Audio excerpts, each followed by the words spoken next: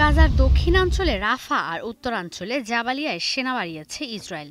এলাকাগুলোতে আশ্রয় নিয়েছেন লাখ লাখ বাস্তুচ্যুত ফিলিস্তিনি। রাফায় নতুন করে প্রবেশ করেছে ইসরায়েলের নাহাল ব্রিগেড। যুদ্ধ পর্যবেক্ষণকারী বিভিন্ন সংস্থা বলছে, ইসরায়েলে মোতায়েন করা 10টি সামরিক ব্রিগেডের মধ্যে এখন 5টিই রাফায়।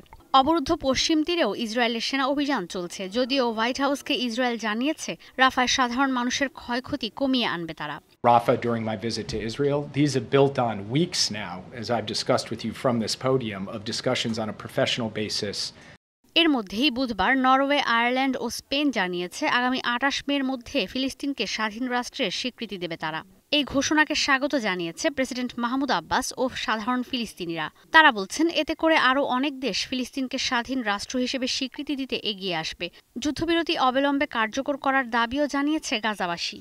بحق في دولة فلسطين ولنا حق لنا أن نعيش كباقي الدول بعد الأحداث اللي مر فيها الشعب الفلسطيني ونكران ما كان يحدث سابقا।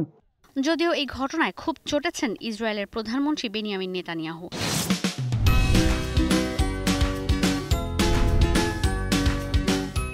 ফিলিস্তিনকে স্বীকৃতি দেয়া মানে সন্ত্রাসী গোষ্ঠীকে পুরস্কার দেওয়ার শামিল। এতে করে মধ্যপ্রাচ্যে কোনোদিনই শান্তি আসবে না।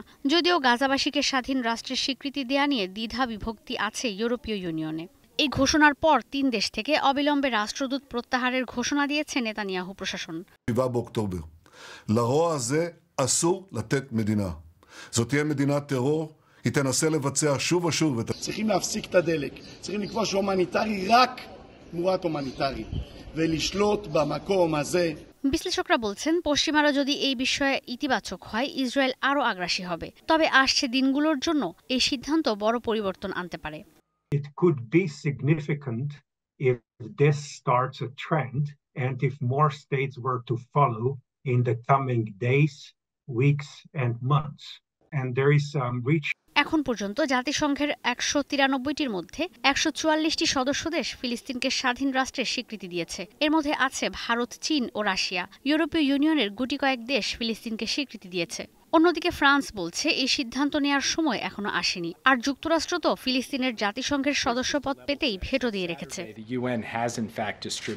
এদিকে হামাস নির্মূলের নামে রাফায় সেনা অভিযানের কারণে এখন পর্যন্ত সেখান থেকে সরে যেতে বাধ্য করা হয়েছে অন্তত 9 লাখ ফিলিস্তিনিকে। ঈশিতা ব্রহ্ম, এখন বিশ্ব।